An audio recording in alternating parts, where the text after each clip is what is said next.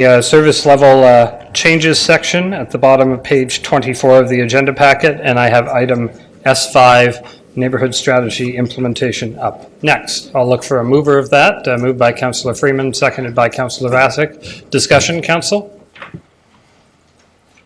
Seeing none, I know that we've had staff that have been in this role for some time and doing good work, and now it's time to make that permanent so that we can really hit the ground on the neighborhood strategy and deliver on what the community expects.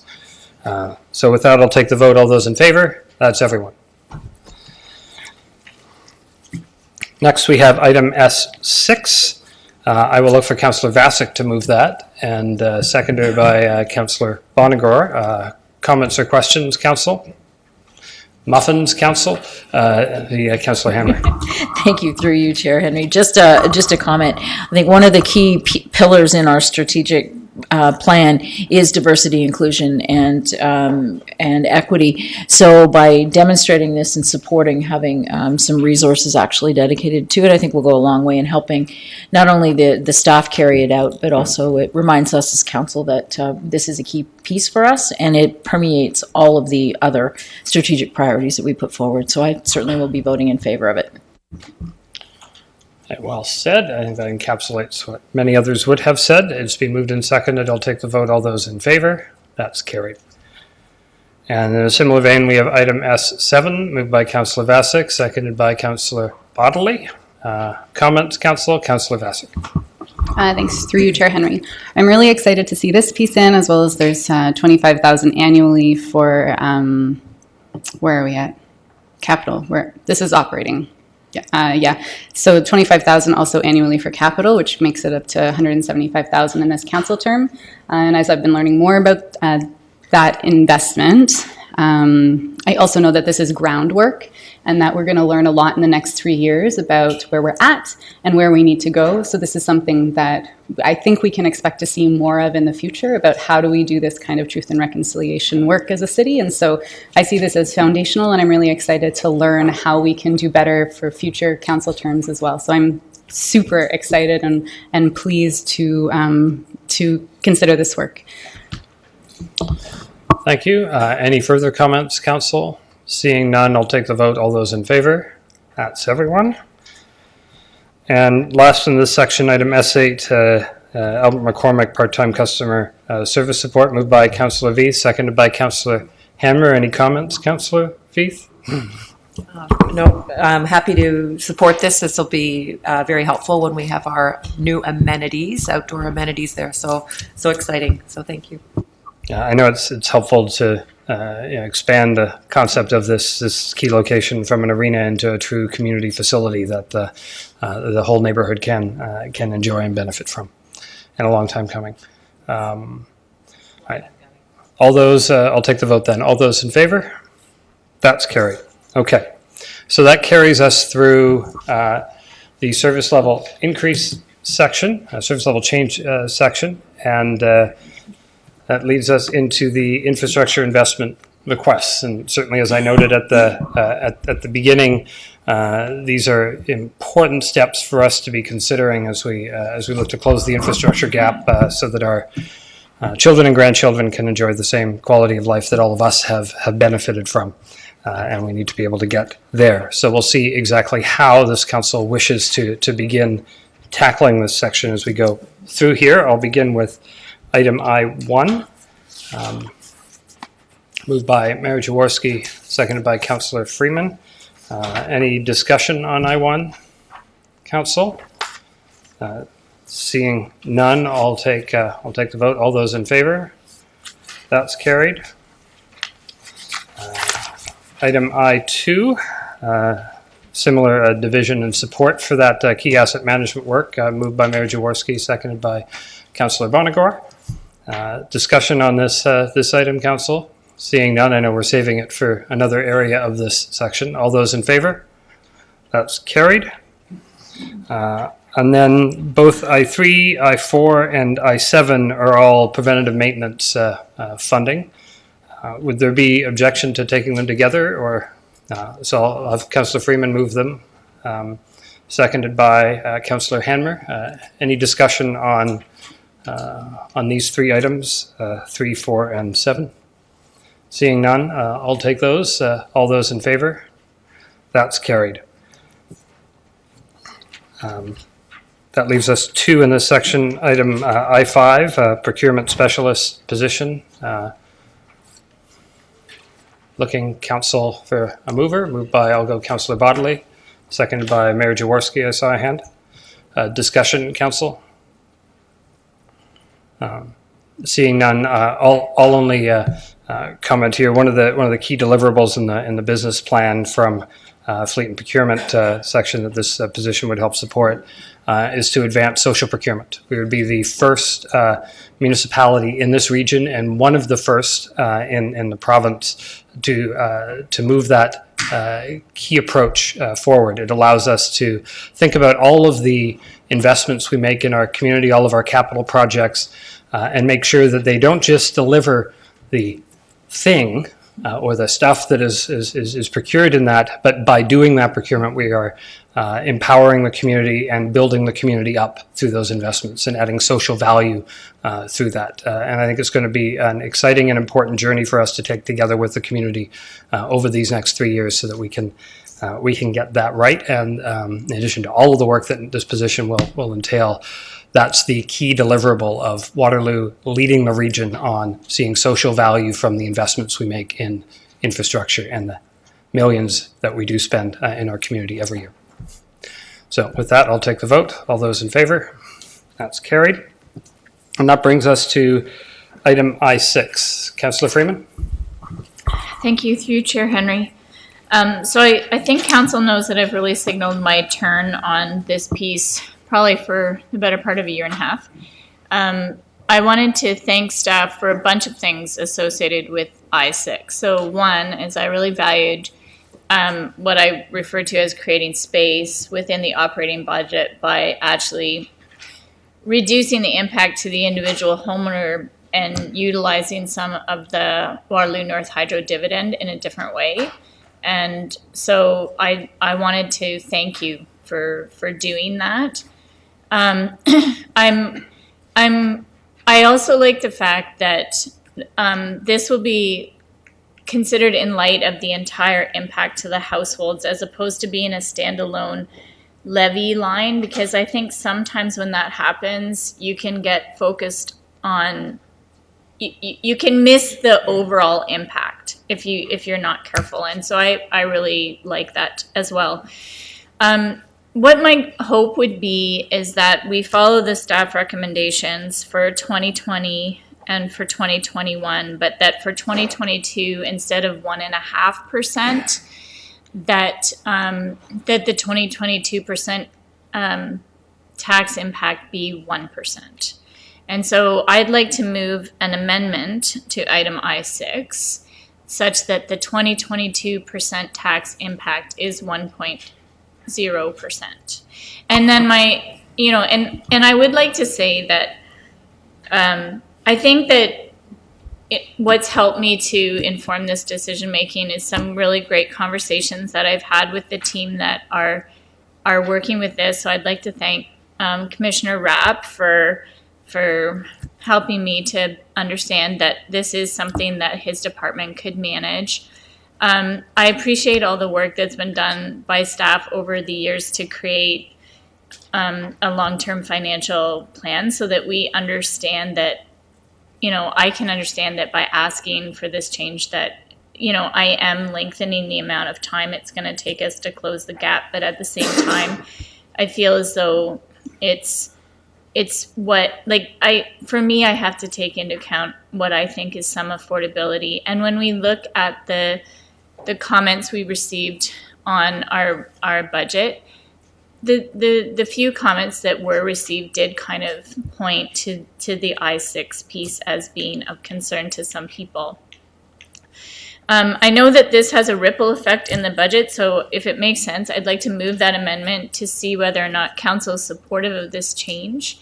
And if they are, then I guess maybe staff can do some recalculation on some budget numbers for us. So what I would suggest from a process point is not an amendment to a motion that hasn't been moved, but to move a different motion with different wording. So the intent around this is for the 2022 number to be capped at 1% rather than 1.5%, and that would change that number in the top of the motion, but it also has a knock-on effect to the individual non-routine capital items. So I know staff were prepared to be able to give us revised numbers for that. So we'll hear those numbers, and then I take it you'll move that motion, and I'll look for a seconder. So Brad, are we ready?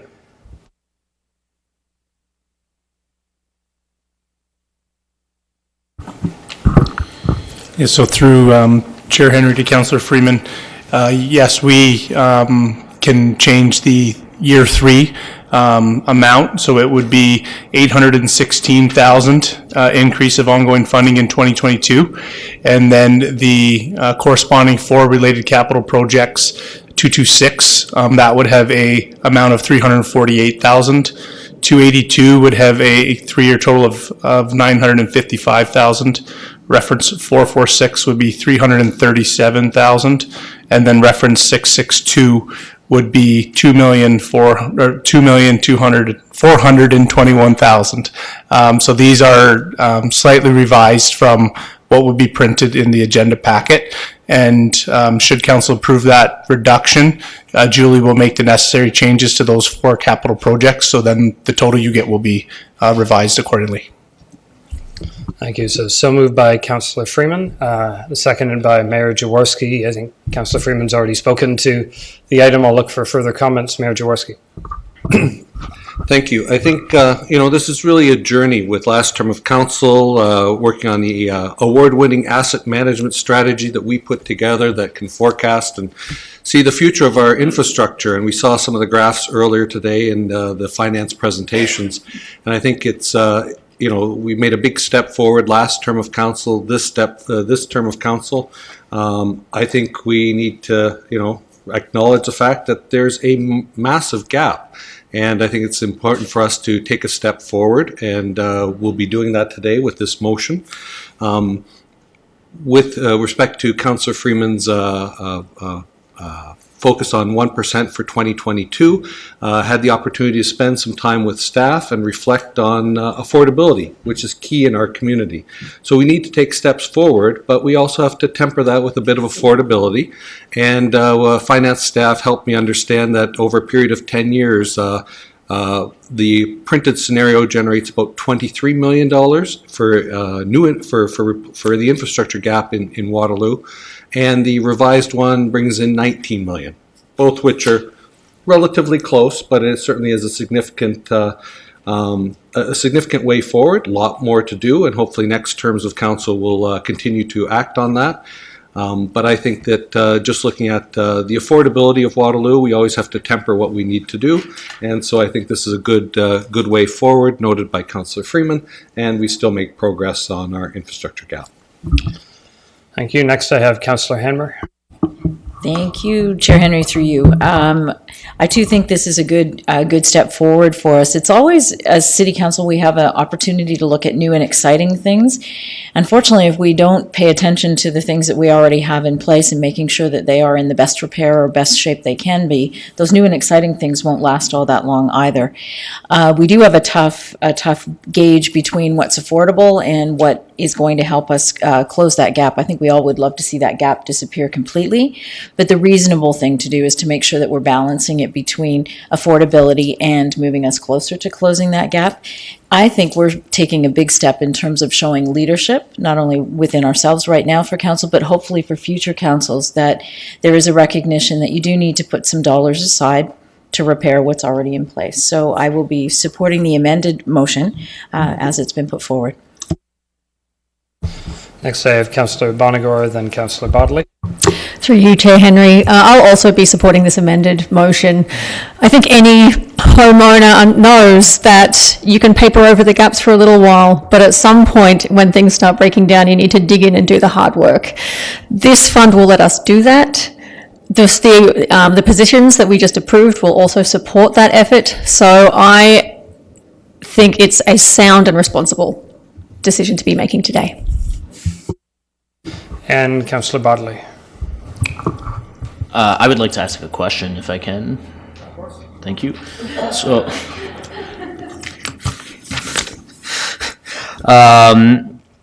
So going back to the asset management planning at the beginning of the day, we heard about what our assets are going to look like in 2043 if we approve today's numbers, and also if there was a sustained funding level.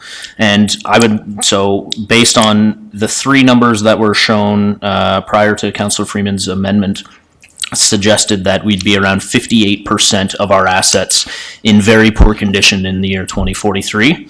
And I'm curious what that would do if the amendment were to succeed. And then secondly, the numbers that we saw in a sustained model by 2043 suggested that our assets we would have 35% of our assets roughly in very poor condition. And I'm wondering how this amendment impacts that. Particularly, I want to be cognizant of the fact that today the number of very poor assets is like 12-ish%. So if we're talking about what the impact might be in 2043, 3 times the number of our assets are going to be in very poor condition than the number of assets that we have today. And I have a little bit of concern that I appreciate a lot of the work that's going in here, and I appreciate the fact that we have to balance that. But my concern is that we are putting this off to future generations to deal with. And when we're talking about this item in particular, we're not only putting it off to future generations, but we're putting it off with interest. Through Chair Henry to Councillor Bodley. So referring back to Keshwar's graphs, the first chart that you would have seen today, which was the worst scenario, had no additional funding built into that.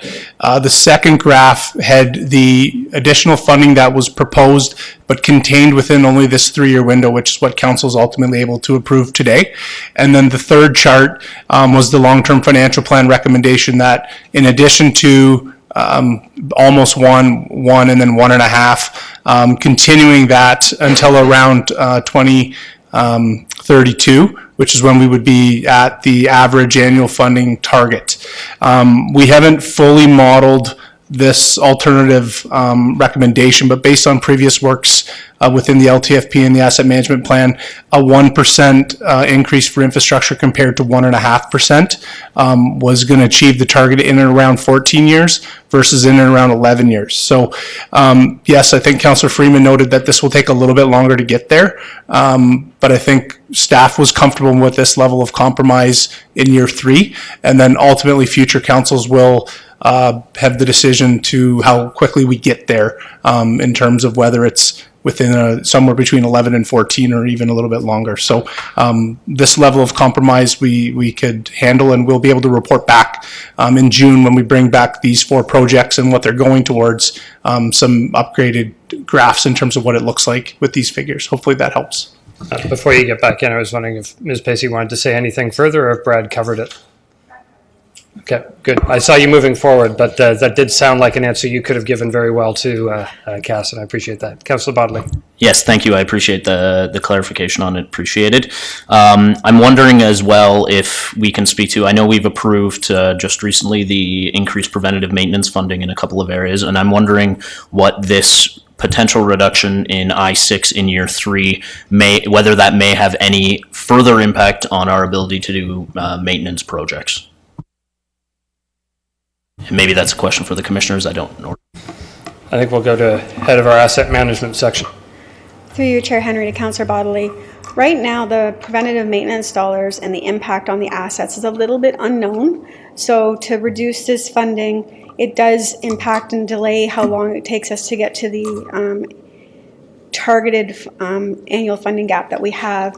But it shouldn't have too much impact on the preventative maintenance if we can continue to do what we're doing and target doing that preventative maintenance on a go-forward basis.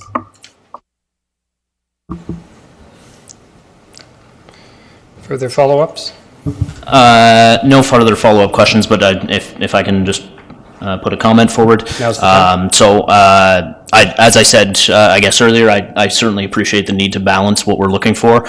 from my perspective, I think we've got to the point today now through the asset management journey where we know what we need to do, and we're being asked to make this very hard decision to help us get to where we need to get to so that we're not putting this onto future generations again, as I said, with interest. And so I won't be supporting the amendment, but again, I do appreciate and understand where Councillor Freeman is coming from and the rest of my council colleagues. But I think it's prudent of us, now that we know where we need to get to, that we make that difficult decision. So thank you. Thank you. And then I have Councillor Vassic. Through you, Chair Henry. I'm curious if you've calculated the household impact. So the average annual cost of 1.5, which you have, and then 1%, and what that is. So through Chair Henry to Councillor Vassic, so 1% is approximately $13 per year. So that's probably the best way to answer the question. It'll vary depending on where we land in terms of years 1, 2, and 3, but it's about $13. So it would be half of that in this case if we did a half-point reduction. Okay, thank you. So I've just done these it's about $200,000 less for the transportation infrastructure replacement and rehabilitation needs. And so to me, that seems like a big chunk of money. And I guess I also appreciate all the work that has gone into this, and the need to balance. And I still don't know what I'm going to do. But I guess I'm curious if we're doing a lot of investment into active transportation, both in some of those like really clear ways, trails and bike lanes and pedestrian projects, and then other things that we might not expect would be active transportation. I'm just curious if and traffic calming measures like on the roads, which are number one concern to people in the ward who talk to me. So I guess what I'm curious about is, does the $200,000 that would kind of get taken out from reference 662 compromise any active transportation factors, projects? I'll look to Mr. Rapp, and I'll just preface as a broad reminder that all of these capital references are self-contained, so all of the individual projects that we've seen through those have no relationship to this funding. It's just these 4 projects that are, in effect, placeholders, and Mr. Rapp will tell us about what that will mean in transportation. Certainly, through Chair Henry to Councillor Vassic. It's tough to say specifically. It would generally slow things down depending on the projects that we actually bring forward. But overall, it's not going to impede where we're getting from an active transportation perspective, not at all. We're heavily invested in active transportation, and with every single road project that we bring into the program, there will be an improved form of active transportation. Even if it's the milling and paving, it's making the road safer for the cyclist by removing potholes, getting rid of cracks, let alone when we get into the complete reconstruction where we'll be introducing perhaps sidewalks, introducing bike lanes, shared multi-use paths. So I don't think that it will have an impact other than just slightly slowing down the overall progress, but I think we'll be well on our way towards that platinum status if council approves it, even with the 1% in year 3.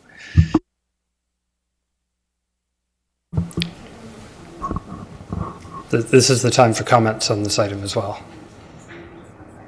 Sure. While you're thinking, I haven't spoken yet, but if you'd like to go ahead now, that would be cleaner. Yeah, I guess my concern with the amendment, though I appreciate all the work that has gone into it, is similar to Councillor Bodley in that, what are we leaving for future councils? What are we leaving for future generations? What does it say about taking care of our own house, kind of, right? Which is the city. And so I have heard from a few people that what they would like to see is the infrastructure investment versus some of the other projects that they might see as frills. Now, I don't necessarily see those projects as frills either. For example, arts and culture and heritage and things like that. I see those as core services as well to city building. So So I guess what I'd want to say related to this is, I think that, I don't know, it's a $6.50 increase in the third year. And so I think, I'm not sure if that's, $6.50. That's the difference on the average annual. Month, is it per month? Or- It would be for the year, but that's only the 0.5, only the difference. So, it isn't the full amount in terms of what we've been projecting earlier. Keshwar had on the slide, I believe in year 3, it was about $47 annually. So we were talking $6.50 thereabouts of that number coming off or not. Right, the increase, a $6.50 increase, yeah. So I guess I just wanted to, I'm not sure what I'm going to decide on this yet, but I guess it's just an important number for me to be thinking about is, do we believe, while we can meet the needs in a few later years, 11 versus 14, is $6.50 a burden? And yeah, for some people it is. I think for many, many people in this community, it's not. And so my question is, what is the investment that we really want to make and the statement we want to make about how we invest in our community? So those are the thoughts that are going in my mind, not in any way critical of any decision anyone makes, but just what I'm currently thinking about that I want to put out there because it is a big decision we are making. Thanks. Anyone else in on this? I'll get Mayor Jaworski. I will then comment, and I think we will wrap. Hey, Brad, can you throw up the revised motion that's on the table? Thanks. I think, if we look at Paul's presentation from this morning, which is the last page of our council package, the gap that we're trying to close, annual gap we're trying to close is 16 million or something like that. And you'll see on the revised motion that we have here, in this year, we'll close that gap by $600,000. Next year, we'll close that gap by another $721,000. And the proposal will close that gap in the third year by a further $816,000. Now, the original motion was to close that gap by 1.2. I don't have it with me, whatever, about an extra 400,000. So you can see the progress that we're making, and I'll ask Ms. Patel to correct me if I'm wrong, is in the order of 1.3, 2.1-ish million dollars, as opposed to $2.5 million. So there they are right there. Perfect. Thanks. So we're actually making substantial progress, and I think that, everything is a bit about, working things out and thinking through all aspects of it. And it was really through a walk through Waterloo on Thursday and Friday that it really came to me that, affordability, which we haven't talked much about here, and I think we will in some of the menu items, is that is a key thing in our community, right? So although we run probably one of the best communities in Canada, the reality is it's not a well that can go to all the time, and I think that just taking a bit more of a cautious approach is probably the wise one at this time, and to still make a massive closing of the gap. And it took us 50 years to get here, so it isn't going to be closed in 4 years or 8 years. So that was sort of my thinking of supporting the concept that Councillor Freeman put forward. Okay, and from my vantage point, let me say I appreciate the thoughtfulness that all members of council have had on this item. We've had a lot of reports since not just this council took office, but for the last 2.5 councils, really, on the size of that gap, on figuring out how to quantify it, how to understand it, how to scenario plan and model how we tackle it, and then to consult with the community and understand the best approach to closing it. And this council has engaged deeply on that, as have previous councils, recognizing the size and the scope of the problem and the importance of solving it. For me, over the last 2 campaigns at election time, I have spent a significant amount of time talking to my constituents about the need to deal with the infrastructure deficit and the challenge. I have put it front and center on everything I hand out, everything I say, and everything I think when I've been talking with residents in my ward about the city that we want, and the city that we can choose to afford as we find the best balance for Waterloo, recognizing the diversity of needs and the complexity of the challenge. So this has been front and center of my mind for a very long time. And with that in mind, I'm very pleased that we're at a day where we can start to directly tackle the problem. Over the last several councils, we have taken small bites. We have created the Infrastructure Reinvestment Reserve and allocated economic downturn money from the federal government to kickstart those investments. We have done what almost no other municipalities do, and that is set aside now 30 cents of every assessment growth dollar to tackle this problem. That's not money to grow the size of the city and support operations. That's the contributions we've been making to close this gap in our own way. But none of it is enough on its own. It has been enough to start, but it is nowhere near enough to finish. And that's what these items in the infrastructure section are doing today. Preventative maintenance, we haven't accounted for exactly how that will affect us. We will learn as we go, and that will be absorbed into the model because we have staff that we've approved to make sure that we can do that work. And that's important work. Fixing it before it breaks is far better than fixing it just after it breaks, when you've had to close the McCormick Library because the roof has caved in. And we're closed for a few weeks. So it's important to be able to get ahead of that work. So what's the level that's right? And this is something that I've been grappling with for a number of years. And what Councillor Freeman has put forward today is very close to the number I've had in my head about the appropriate pace for us ourselves to be tackling a challenge that we really need to think of as not just our challenge, but every municipal government's challenge, and therefore a provincial and federal responsibility to help support.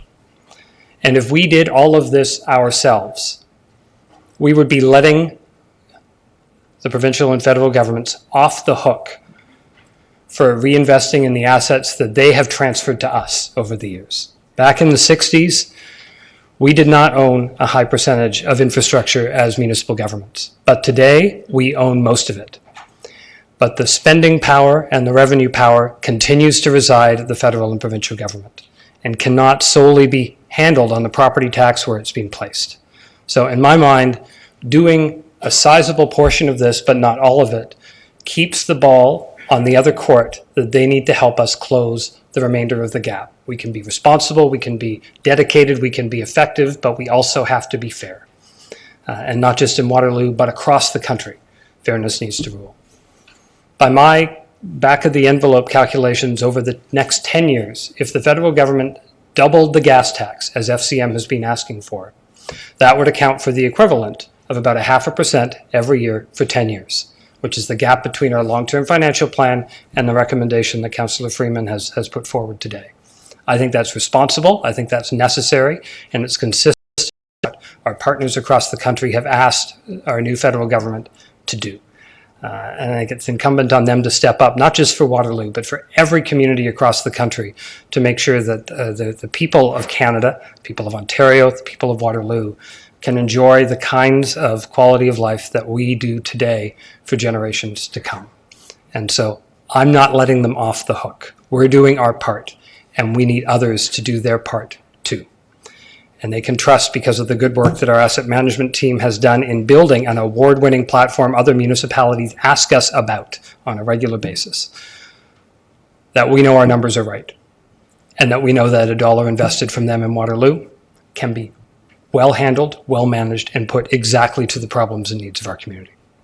So I'll support the motion that Councillor Freeman's brought forward. So with that, I will take the vote on I-6. All those in the revised I-6 that Councillor Freeman has put forward.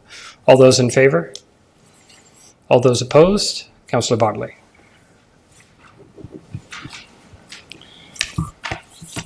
Council? That brings us to the top of page 28, which is reserve funded requests. None of these directly impact the tax base here. The first one, let me take, Adam Clark. Oh, we moved it in bulk with the other preventative maintenance items. So all three preventative maintenance went together. I have Ms. Reynolds. Our apologies, Chair Henry. We just need a short pause for 2 minutes to not project, just because we do have files being shared between operating capital. We want to make sure we have all the right numbers going between. We'll our let files. the spreadsheet catch up with the Thank you. catch up with the council. Sure, I think people are looking for a mental break, so we'll take a 5-minute recess.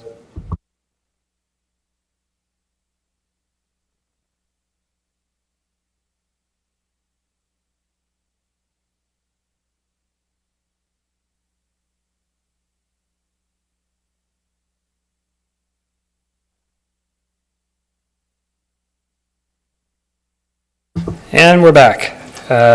So we're now at the top of page 28, reserves funded requests, and these have no tax base impact here.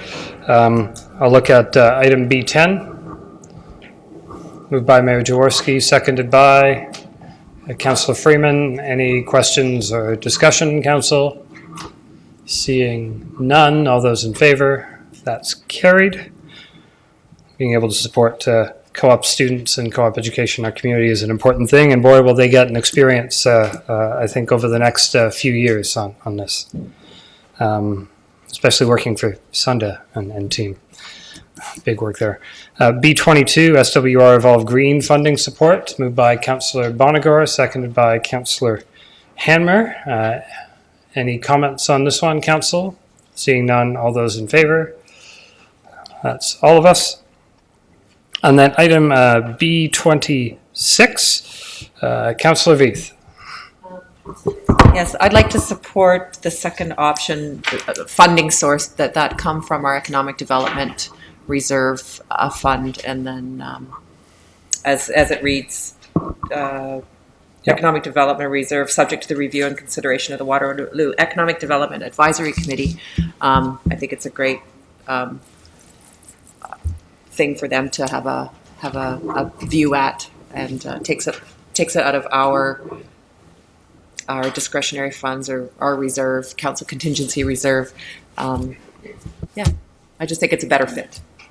Is there a seconder for that, Councillor Freeman? And Mr. Anderson, your read on the Economic Development Committee's future assessment of this item? Through you, Chair Henry, yes, certainly we can advance this through the Economic Development Committee for consideration.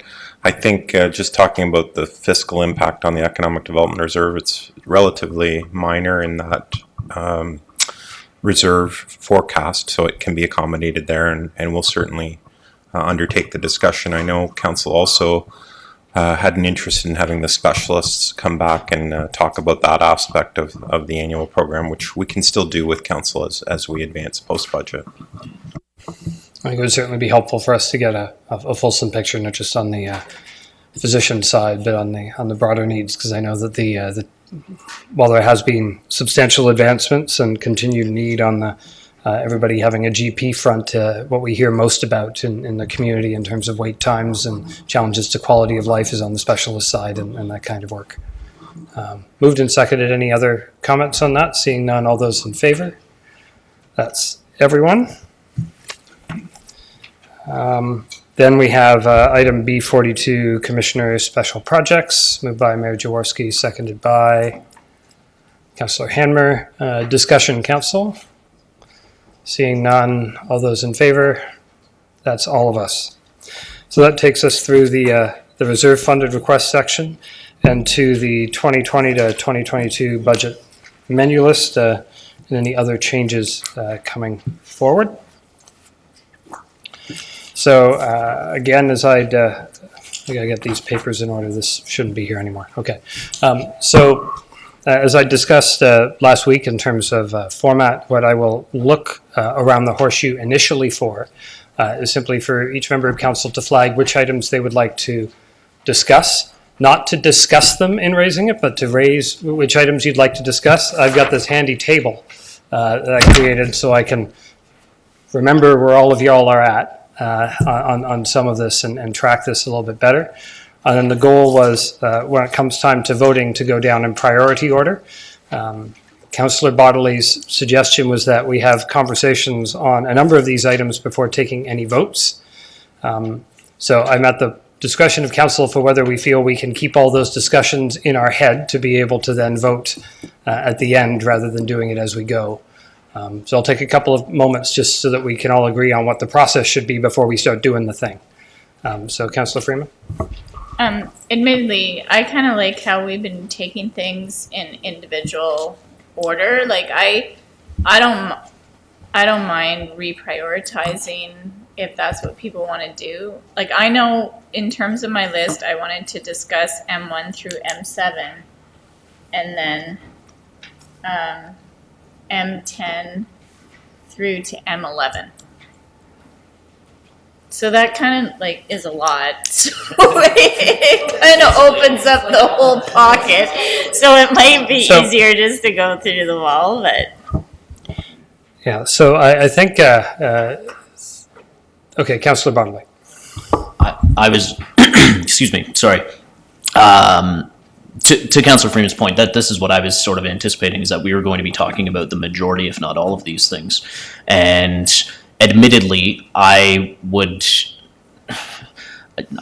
think if I had my druthers, we would just approve everything and then move on. But at the same time, I'd like to sort of hear the arguments pro and con from council for each of these items ahead of time, so that I can sort of internalize in my head what theoretically the tax increase would be before doing so. I feel like if I looked at each of these individually in a vacuum, I would probably say yes to all of them. And I guess that's why I'm wondering whether we should be looking at them in a vacuum. Okay, so let me propose this, and I'll park how we raise which items we want to discuss for a second, because I've got to think about what I just heard. But I think in terms of, which is Freeman saying everything but a couple, and I think what I'm hearing, maybe that would be helpful before making decisions, is rather than having sort of debate on each item, to make sure we get the information we need on each item before we then go down the list and vote, and maybe that's the middle ground between the two. I don't know if that's helpful or not, but I'm just trying to balance with divergent needs that can't actually both be met, and find something that will work for, like, there's no way for me to square that circle. So we got to pick something. Okay. So let's start here. What I've heard from Councillor Freeman is M1 through M7 and M10 through M11. Let me ask if any, in my view, M8 we dealt with by dealing with it as a reserve fund request. And as I had noted last week or over the balance of this week to council, M9 and M13 we effectively dealt with by dealing with infrastructure and finding the alternative motion we approved. So those I don't think would be in order. So let me ask if anybody's interested in M12 at all discussing. That's the only one that's left that somebody hasn't mentioned. If not, then we can pause that. All right. So that's some unspecified reduction of the FTEs we approved that we would have to specify in some fashion so CMT knew what the heck to do with our feedback, to be blunt. So I'm not hearing any of that. So let's start at the top and get questions so people can get an understanding of those. I still haven't said exactly what I'd like to see. Yeah, I think it's cleanest if we do go item by item, and folks just have to recognize that if you want something lower, you have to vote in that direction. If you vote for things to cost more money, you get things that cost more money, and that's consistent with procedure bylaw for how we deal with these items too. So that also means less finagling on my part for bending things. Okay, I'm seeing general agreement on that. So let's start with M1. Councillor Freeman, perhaps questions around M1? Well, I started asking my questions earlier when I asked the questions related to the sustainability manager, and that was a helpful conversation when the CAO said it was a director level, whereas this is a manager level position. So can you help me to understand kind of how quickly you think the return on the investment is if we were to invest in this position, meaning recognizing that when we make a change associated with greenhouse gas emissions, oftentimes we lower our energy profile and our energy cost. So do you have a sense of how quickly we could get the return on the investment for this manager position? Yes, to some extent. Thank you for asking the question. So maybe if I can answer the previous question also, if I can. So the position in here is divided into three different areas, as a procurement level, and then and selection of energy efficient equipment level, which is perhaps a slight cross-functional things with a mechanical engineer, but mechanical engineer is a completely different perspective. That position is designing and implementation and so on, but this position is not at all designing anything, but rather it's a hybrid position of an bookkeeping, accounting, and at the same time knowing the technical aspects of the energy consumption and which pieces can cause what level of energy, and whether it is between the gas source is efficient versus electricity, or all those somewhat scientific, technical, but not engineering. But at the same time have a sound knowledge in bookkeeping. That means keep tab on the consumption and report back to the operational staff and the designers to make sure that they understand what the results are of a particular design or a particular program delivery, or it's a behavioral change. So this position has a slightly a different role. To answer to the question, how far, we have already defined in our previous report through the green energy building that we will be able to reduce greenhouse gas at 2030 by 50%. And then the balance will be reduced in the next 2050. So between now 2020 to 2030, our reduction level is going to be 50%. Right now we are in the range of 27%. So that is a target level that we are trying to get at through this position. And in addition to the function that I have just mentioned, we have dedicated persons in finance area to make grants, but this position will supplement that, the strength of the applications at much more higher order when we apply for grants. So that's another added advantage. So there will be a potential for us to see additional funds that we can apply and target. And this position will also work with the local utility companies like hydro and gas to make sure that we report back and receive appropriate grants and the incentive programs. So, and presently there is no dedicated position. That's exactly the same way that the previously I mentioned. There are a lot of functions that our division is performing without having a dedicated person who is accountable for this and report back at a time-to-time basis. So this position is working, just to summarize, at three levels: procurement, installation, and operation.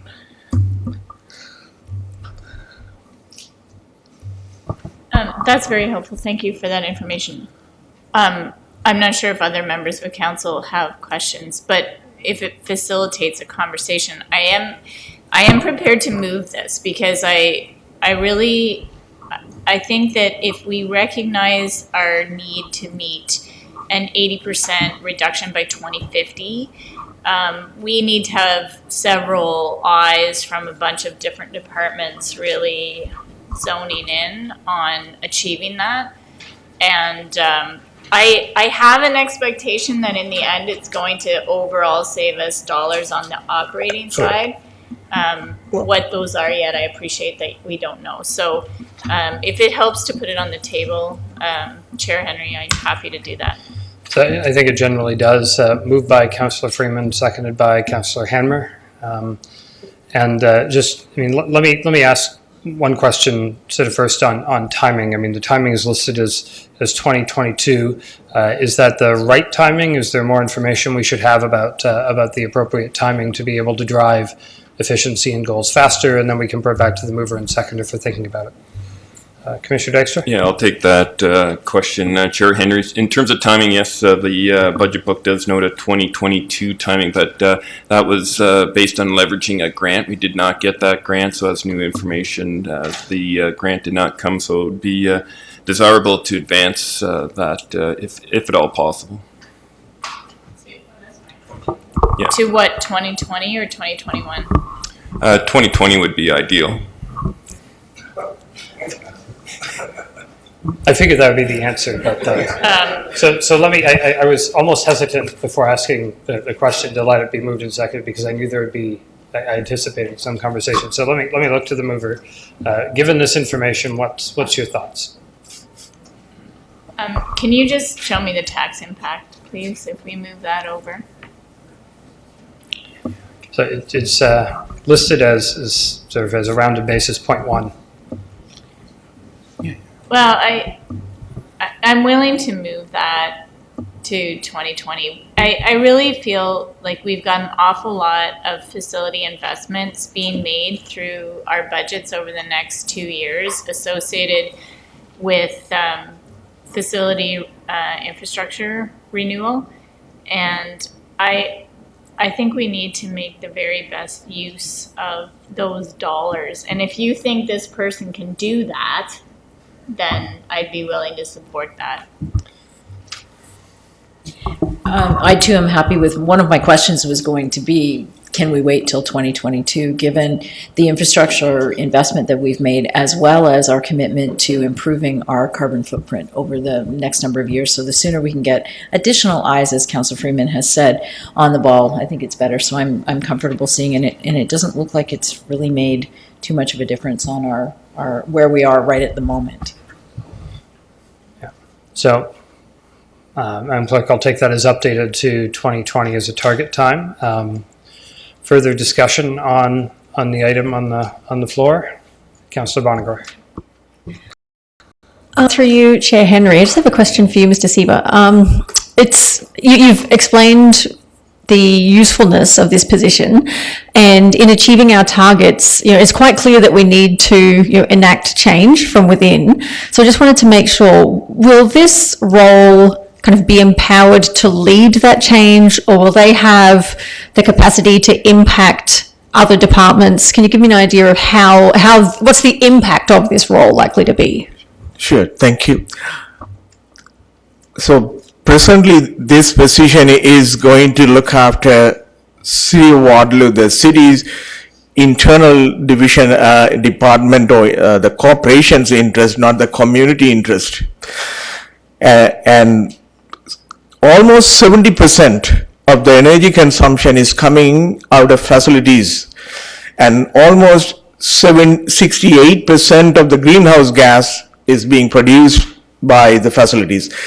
It's only 20% or 22% is coming out from fleet. So the majority of the energy consumption or greenhouse gas emission is primarily promoted through the facilities. So regardless how we would like to see it, this position will be spending mostly on the facilities, but to answer to your question, yes, it will look at the fleet side, it will look at the pumping station consumption, it will look at other areas where the energy and the greenhouse gas emission can be reduced. It is going to be a cross-functional, but the majority is going to be focused. The highest number of reduction, or the delta that we are planning to focus, will be towards facilities. And given that we've just approved a Director for Strategic Initiatives, given that we do not yet have our corporate climate action plan, if we approve this role this year, is there enough already established for them to start making an impact this year? Yes, absolutely. This position is going to work with finance for the internal carbon computing, and And in our issue paper that we have identified, this position is going to be it's going to be instrumental to promote that internal carbon computing calculation to finance in conjunction with the financial analyst. So the answer is yes. Yeah, and that was my question that I was going to ask, had you not asked it, which is the connections between the two. And I think what we've heard from Sunda quite clearly is this feeds into the report, not follows from the report. And I think that's helpful to get that done before we conclude the results. Other comments? I didn't. That looked like your moving hand after it got moving, Mayor Jaworski. So it's been moved and seconded. All those in favor, Council? All right, that's all of us. Perhaps at this time, as we go, just to sort of balance ourselves off, and given where it's at, I should look at M10 now. We can offset what we just did. And I'll take the mayor moving and Councillor Bonagor seconding. I assume the bulk of M10, because by policy we then transfer those assessment goals dollars to reserves to be able to maintain infrastructure. So we'll take M10 inclusive of A and B. That's being moved and seconded. Any discussion here, Council? Seeing none, all those in favor? That's all of us. And I'll give Finance a second to update the spreadsheet. So roughly that's back where we started, which is notwithstanding the priority order. I figure I'll bounce around on both because I think that's where Council will feel most comfortable as we do that. So next in order of precedence to have a conversation about is M2. Councillor Vasic, how about you lead us off? Are you moving it, or is that? Okay, Councillor Vasic's moving it. Is somebody seconding it? Mayor Jaworski, would you like to lead off questions, discussion? Yes, clearly I am very happy to support this.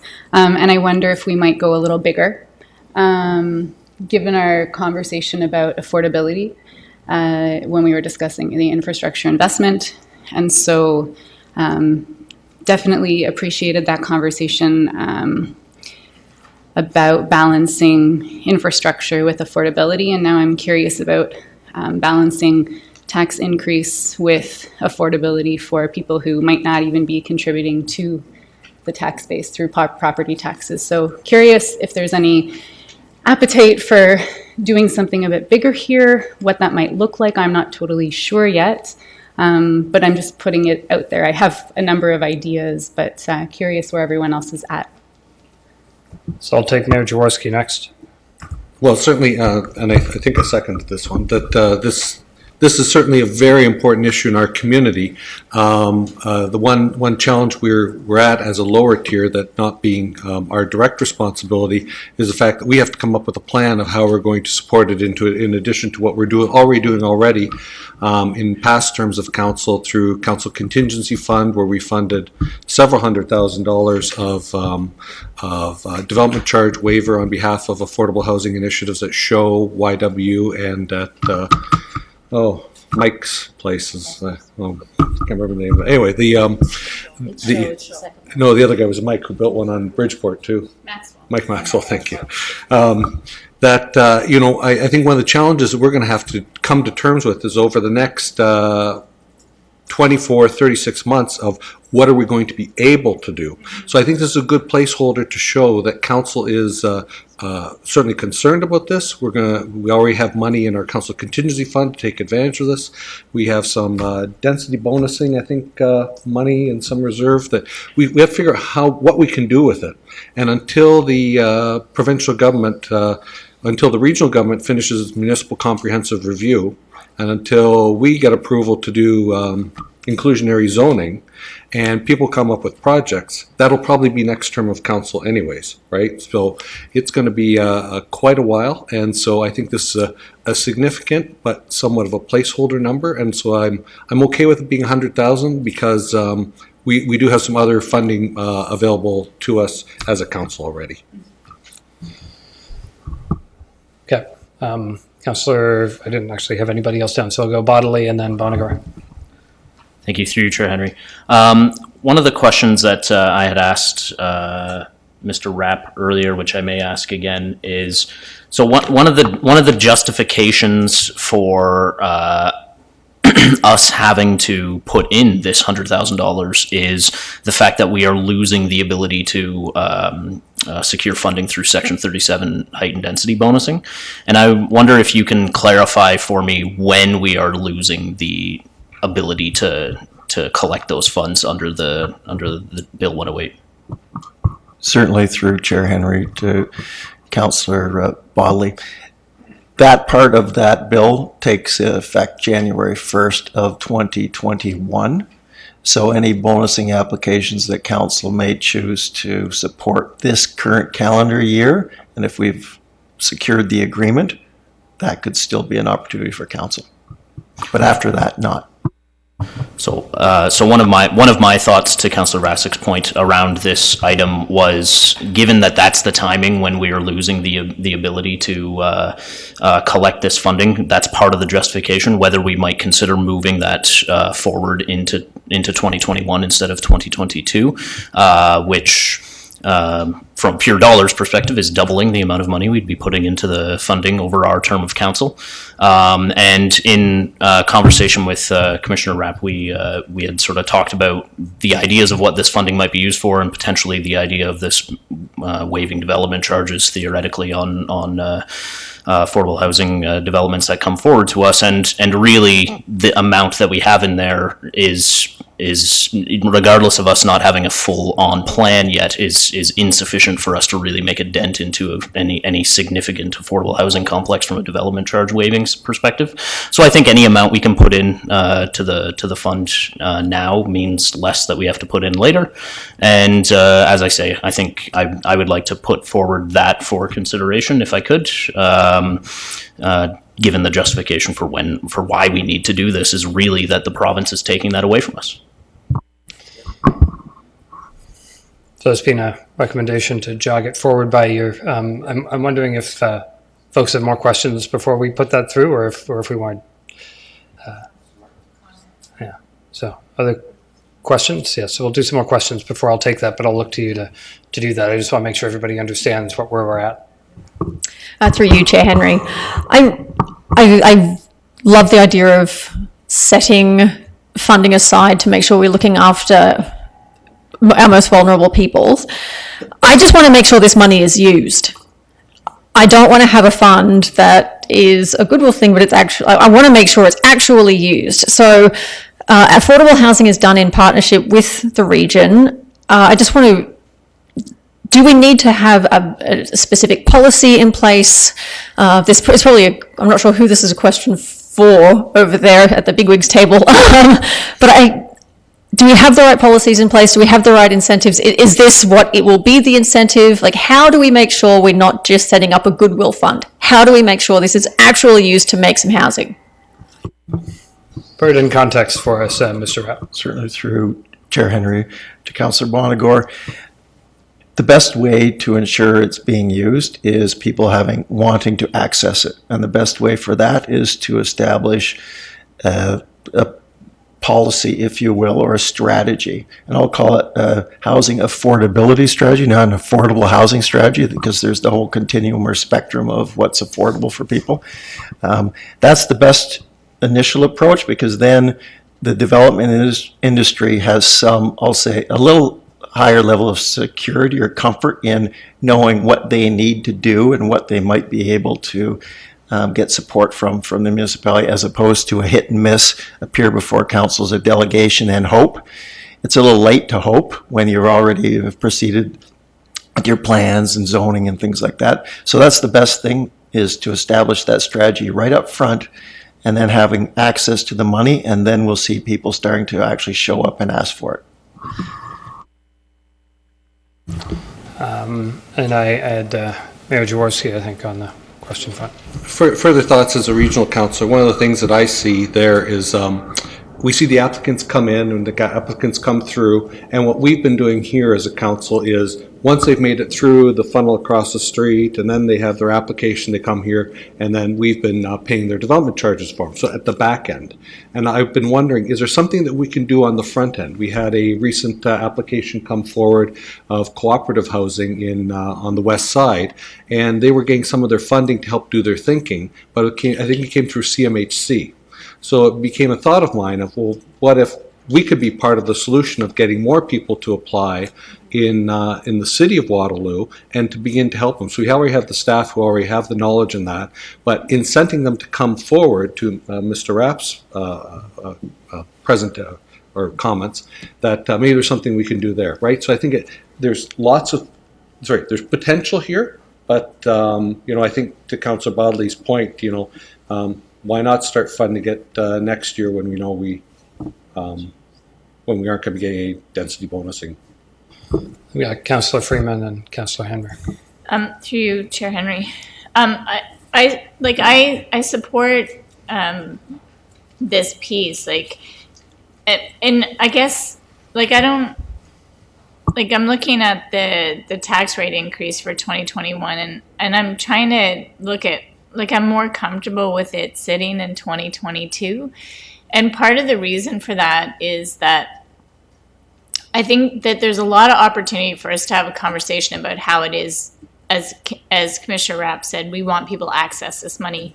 We need to find out how we can play, what role we play in inclusionary zoning, and that we'll need financial resources in hand to be able to support inclusionary zoning, because if we request it, we'll have to pay for it.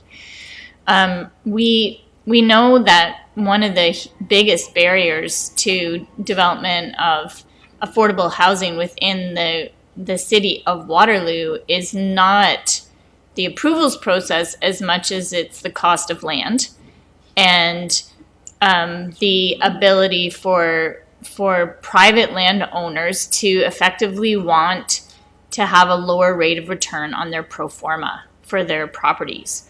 And that we're just not in that market right now. There isn't that many folks that are willing to do that.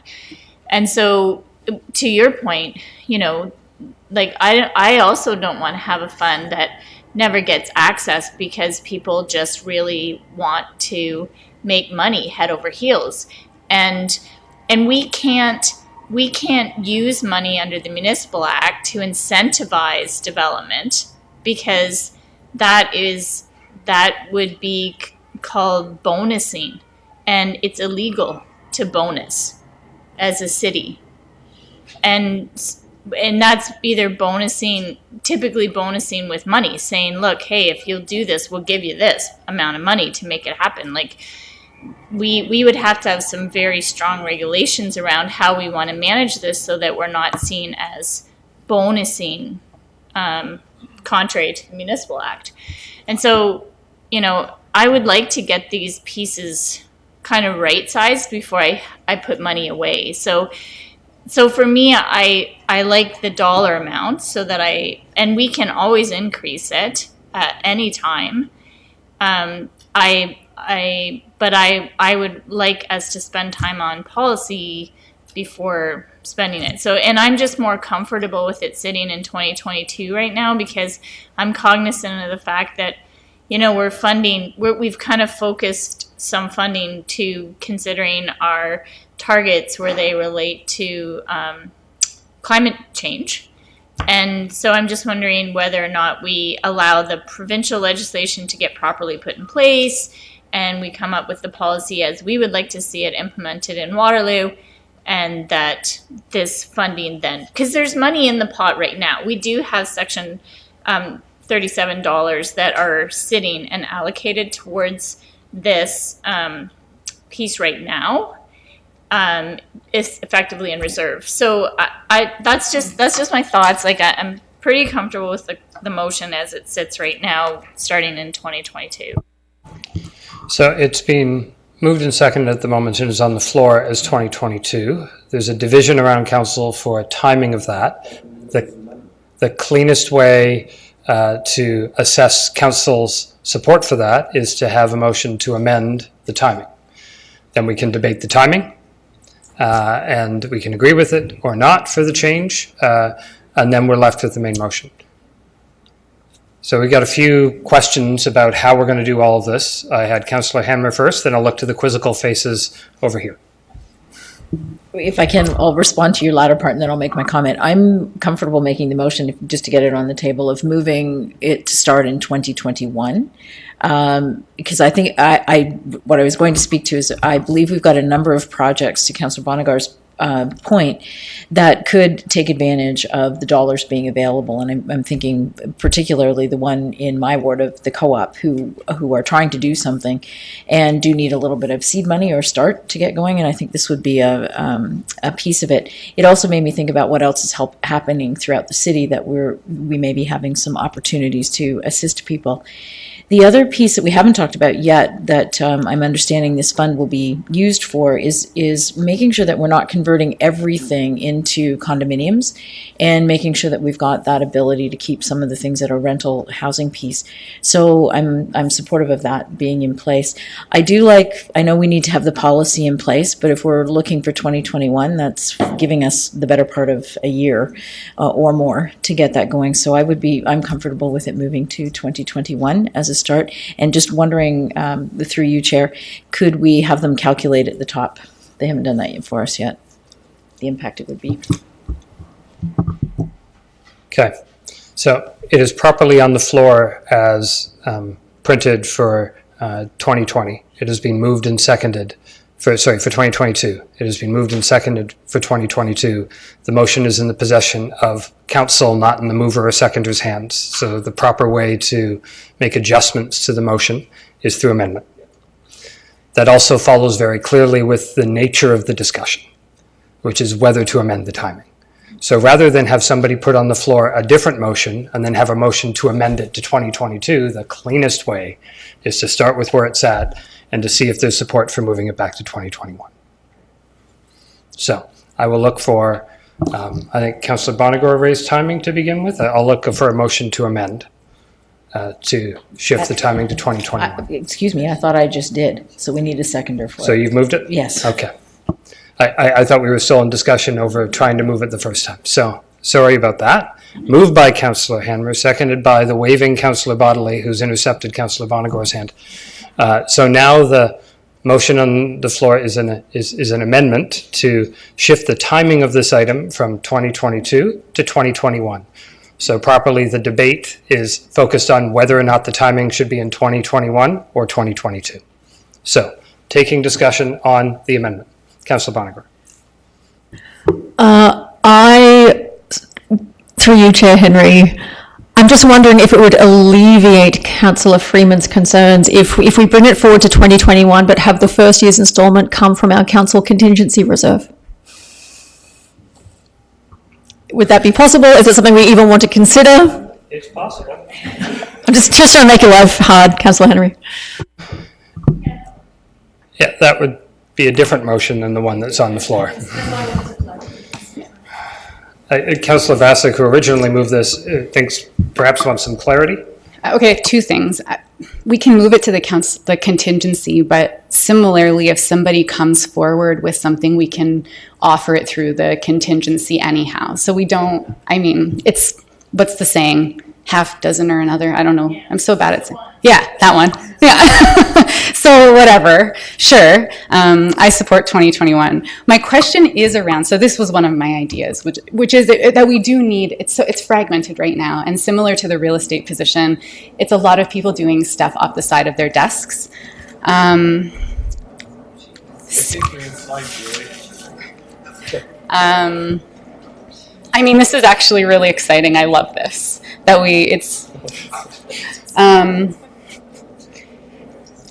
It's a wonderful, peaceful protest. So my question, Cam, would be around this. Could we use it for something specific in 2021, which might be, and maybe this is or is not the time to say it, I don't know, but could 2021 be about developing that housing affordability strategy? So could that be used to get a consultant to come in and suggest how we might be able to use this so it does become a fund we use? Yeah, so that's my suggestion. Through Chair Henry. Mr. Rapp. To Councillor Vasic, absolutely, we could use that. I'm not sure we would need the full $100,000. We could find out what it might cost, but it would accelerate for certain the strategy or policy development. So may I move that we, I don't do that? Right, sorry. I won't take care of the process. We all know that's not. Yeah, I can't remember if our procedure by law allows amendments on amendments or not. It's easier if they don't. We have an amendment that we're having a discussion on. I appreciate the thought about creating a new project, which is effectively what that is a new line item and direction. So, Councillor Bonniger, you'd had another suggestion on funding for all of this. Perhaps we could contain ourselves to what's before us now and make a decision on that. We don't have to make everybody happy with our decisions. We can make some decisions. So in terms of the timing, I haven't weighed in at all on this so far, and lots of people have weighed in a few times, so I'll try to do that now. I appreciate a lot of the interest in this item. I think it's critical. The note that we got on menu paper 2 here, I think is very helpful to put it in context for all of the different things that are happening. First, as the mayor pointed out, this is funding that can be most properly and easily and has traditionally been used to pay development charges on community housing projects, let me say, to use the region's lexicon for that part of the housing spectrum. The spend that council has done annually on this, on average, has been well under $100,000 a year. Not as exciting as this. So that's been something that's a concern, I think, is do we put more money in than we actually have projects that will come forward? Are we having difficulty hearing and we should suspend? Suspended.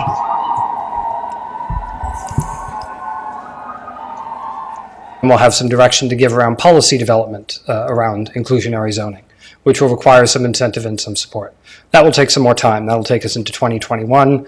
At least it's not appealable once we adopt that, but it will take us some time to do. So I think we've got enough runway now at 2022 that we don't need to sort of add to this, and that the additional 100 by moving it up doesn't do very much. And we in fact have dollars in the pot now without a policy around them that we could allocate to studying things and to help deal with that. I know when I asked Mr. Cotter around his capacity and his team to be able to deliver on the work plan he has, he said, yes, as long as you don't give me more stuff. This is more stuff.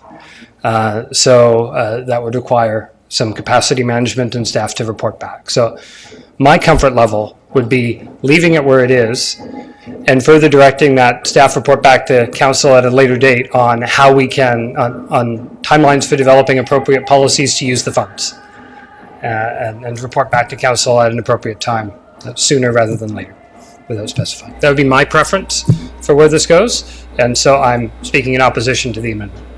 Back to the floor. I don't have any speakers who would like to speak to the amendment on timing. Councillor Hamler.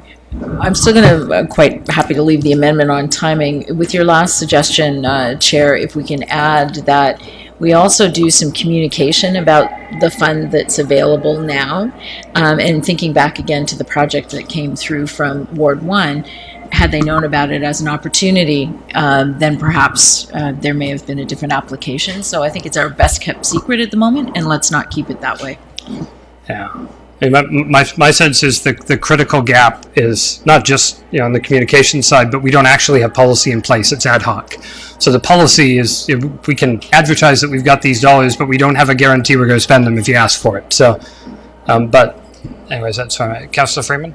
Yeah, and in that vein, like if we want to ask staff to report back on how effective the policy was, we can't, because we wouldn't have it in place before we started. So I'm just agreeing with the chair. And we have almost $800,000 in that fund, and that would be twice what would be needed to secure what's happening in your ward.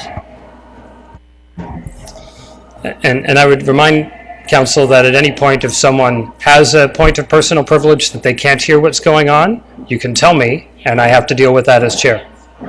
So I remind everybody on that. So we've got an amendment on the timing of shifting it to 2021. Really excited about the amendment. Are we ready for the vote on the timing? We are not. Councillor Bodley has debate on timing. You would like to discuss the timing change? Yes. Sorry, through you, Chair Henry. Just to go back and reiterate from my perspective, this quiet all of a sudden. For me, this is around the justification for why we need this funding. I don't think $100,000, $200,000, $500,000, $1 million is going to tackle this issue from our perspective or from the region's perspective. And so for me, this has to do more with the fact that the provincial government is taking away a tool of ours to be able to collect funding starting in 2021. We won't be able to collect that money anymore. And so we are asking our taxpayers to kick in funding in 2021 because the provincial government is preventing us from collecting this money from developers in 2021.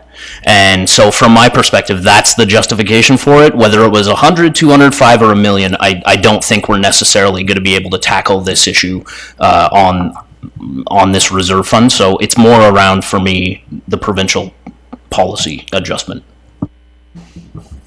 We're not yet ready for the council, the question, further debate. Councillor Freeman? So, I mean, just, I guess, in response to the comments that we've heard, the challenge is that citizens already feel they are trying to tackle this issue, and they do that through their regional taxes. And they do it in a very big way through their regional taxes. And you know, like, just like we do with things like fee assistance and so on, we look to the region as our partner in identification of projects that need further uplifting that makes sense for a lower tier government to uplift. And we've got we have quite a bit of money that we have collected for this purpose with a very forward thinking mindset over the past few years. So, you know, again, like, I think we have to be careful in terms of thinking about how much more the citizens of Waterloo should be carrying on this front. Question from Councillor Vasek. Thanks, through you, Chair Henry. It's just a clarifying question. So if my idea was to do a housing affordability study, for example, pardon? We'll let the Yeah, but we do have deal with staff working on what that looks like for a lower tier, and they're doing this sort of off the side of their desk in collaboration with other lower tier municipalities and with the region. So we do have people working on it here to best understand the best path forward for the lower tier municipality. So I guess I'm just curious how to support that work in the best way so we can best use this funding. So I'm just curious, is that something that exploration of how to best support staff, is that a budget discussion, or would that be more of a policy discussion following budget? So one of the suggestions I've made, I think Councillor Henry was sort of keen on it, is adding at some point some further direction for a report back that Mr. Rapp could deal with appropriately, so that we're not trying to decide it today. But we're in an amendment right now. I'd like to dispense with the amendment on the floor. Councillor Henry has more information on this amendment. I will withdraw the amendment and put us, I can't? Why can't I? I moved it. Oh, we have to vote on it. Okay, fine. It's cleanest to vote on it. Okay. If you don't like the amendment, vote against it. I'll keep you going. I don't want to try to pull in the procedure bylaw and figure out how to do a bunch of different stuff. I think it's easier to vote against things you don't like and vote for things you do like. It's awkward when it's the mover, but, you know. But I can amend my, I don't remember our withdrawal procedures. No, that's fine. Keep it at the 2021.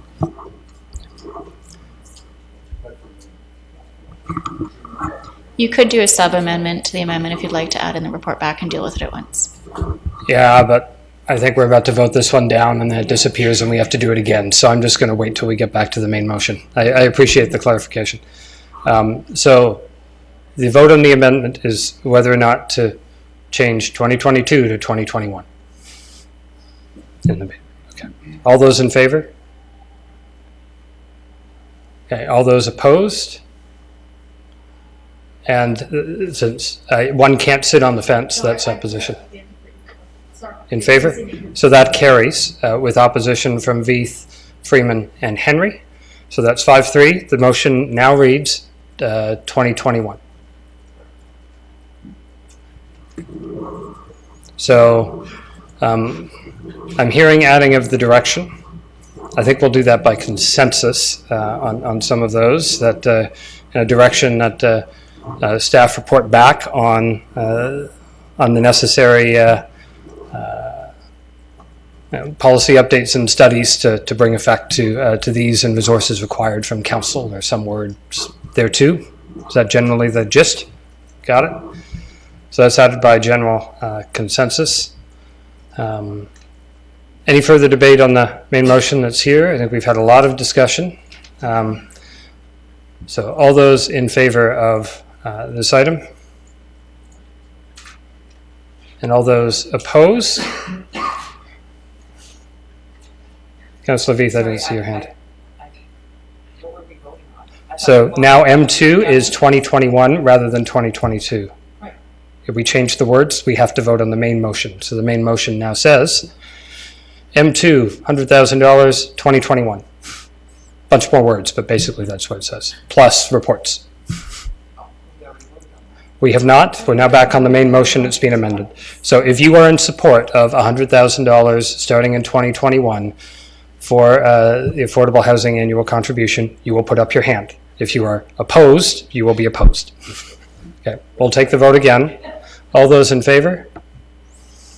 All those opposed? Councillor Veith, and I'll put my hand up as well, opposed.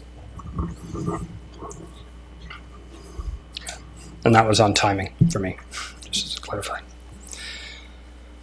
So that'll be moved into 2021. Next up, we have a continuing growing LIN program funding gap. Is that moved by Mayor Jaworski? Is that seconded by Councillor Freeman? Is that discussed by anyone? Questions, comments? Councillor Hammer. More a question, and knowing that we're heading into, and I may be asking a loaded question, but knowing that we're moving into the era of the Ontario health teams, and we are an active part of that with these programs, I think, Mr. Bowman, you'd be able to answer this question. Do we have any line of sight on what the movement forward of the KW4 will be on potentially funding for this particular program? Council did get an update on the KW4, and we know that application is continuing forward. So I just need some clarity around that. Are we going to see it within this term of council?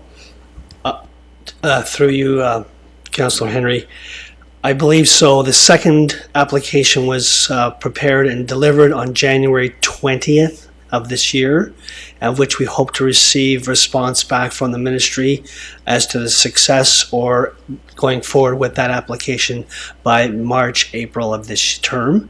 And at that point we'll be in the process of putting together the health team as outlined in the application, of which we're part of.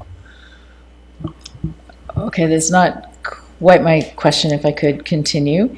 Okay, sorry. Yeah, it's around the operating dollars that go with that. Is the expectation, I'll ask it a different way, is the expectation that the members who are joining, which there are in excess of 30, yes, that they come with funding that they currently have, or are you aware of any additional dollars being allocated to the health teams as they get going? So right now there's no indication of dollars at all through the governance. My assumption from the conversations that we've had currently is that funding envelope that we have in place from the province would remain as it is. Further discussion on this item? Councillor Bonagor, then Councillor Bodley. Through you, Chair Henry. It's just discussion more than a question. Thanks, Jim. But really, I think just given that we're striving to be an age-friendly city, the fact that this includes respite efforts for carers is really important to me, and that there are so many volunteers involved in this program. Like, I see this funding line as really supporting the efforts of our city's volunteers, and I think that's really an important part of why I would like to see it go forward. And Councillor Bodley. Thank you, through you, Chair Henry. My question, I have a question for Jim. You can stand back up. Sorry, I should have went first. Is going back to Chair Henry's commentary earlier around the infrastructure funding about sending a message to the province, and really this is an issue that the provincial funding has remained unchanged. If we are to fund this program, are we signaling to the province that this is something that we should be funding in a more fulsome way? There's a loaded question over to the director. That's why you're the director, Jim. Go ahead.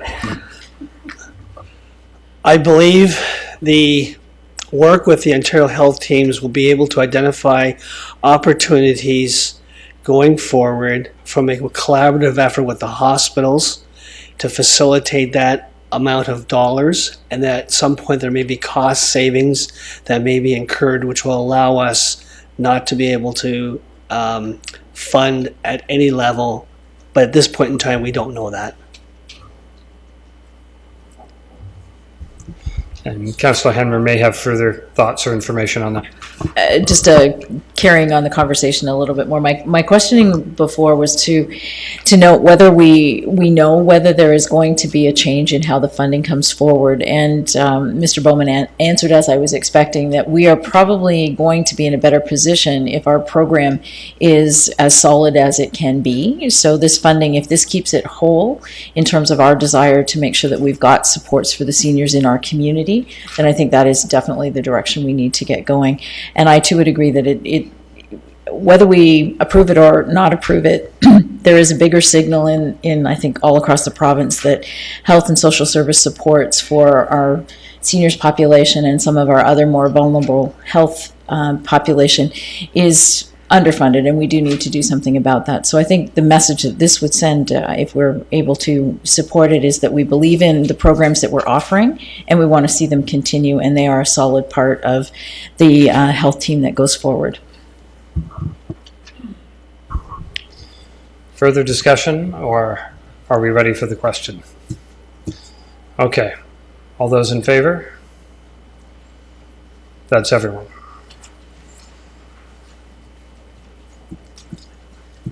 Okay. Next, we have M4. Councillor Vasek, Mayor Jaworski. Who'd like to lead us off? You know, I think, as we all know, we have a Council for a Day program coming up very soon, and when I speak to grade 5s and other grades, I know you drop in your schools too, they are very focused on bottled water, and it's a key item for them. So I think this is a modest investment. It helps set the direction that the children of Waterloo would like us to take forward. So I think that's a wise thing to do well, it's the right thing to do, but also it's certainly near and dear to their hearts. Councillor Veith, then Councillor What do you mean by, Mayor, that do they like bottled water? Oh, okay, good. All right. I just wanted to make that because I don't think anybody should be making money on bottled water. So I think that's just as a clarifying, that's the kids, not necessarily their parents and what happens at home. Councillor Henry? Thank you, through you, Chair Henry. I like the initiative of us moving away from there being bottled water. I do have a question, though. That 25,000, I'm presuming, is making sure we've got some alternatives for a little while, an inventory. But then I also have the question, do we have in all of our facilities, the city facilities, the ability for individuals to fill any bottles that they might be taking? Thank you for the question, through Councillor Henry to Councillor Hamner. In our recreation facilities, the majority of them, if not all of them, do have bottle filling stations. So alternative ways to obtain water is available.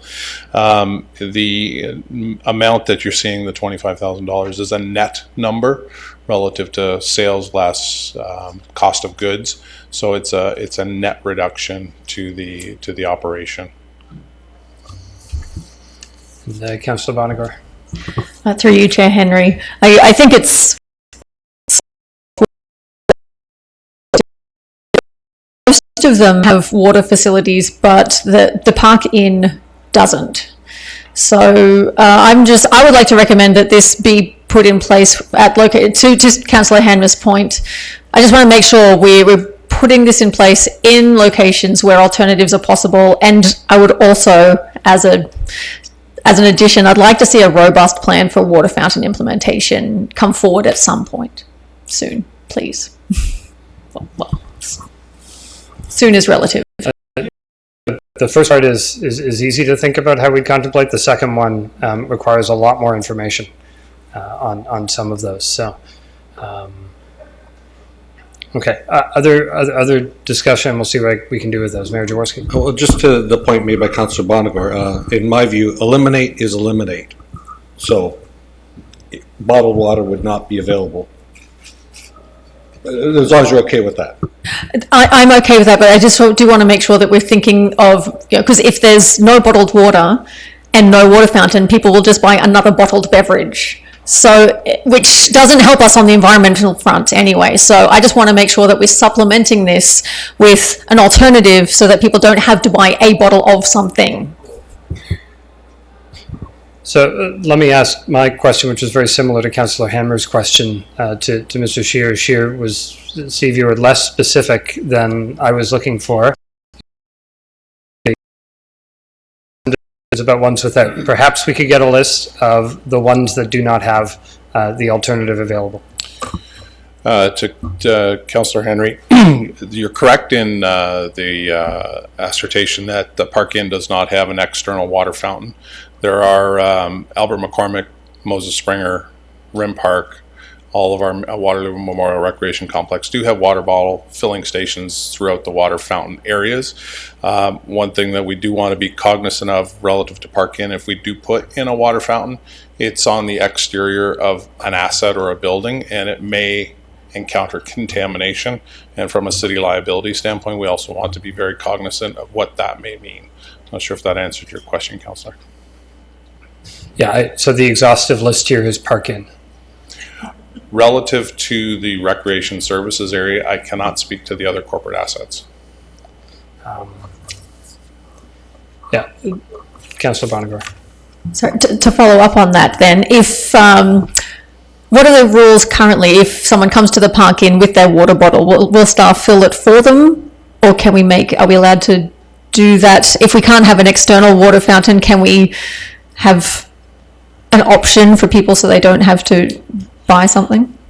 Through Councillor Henry, I would want to investigate what that means, because there's potentially health regulations and a few other regulations that we would want to monitor to make sure that we're not contaminating other sets of our services out to the public. I think when you take something across the counter, there's a whole bunch of health code things that one has to think about. There's a difference between some fast food facilities where they fill it behind the counter if you're getting something versus the ones that have the stations out front and their ability to manage some of those. So what we have on the table is ban. Any further discussion on that item? Seeing none, I will take the vote. All those in favor? That's everyone. Okay, change happening, which I think is substantial. I know the what used to be the Waterloo Citizens Environmental Advisory Committee would be very happy to see this, although 7 years after it came to council, pretty close. Next, we have in-kind community event support funding of M5.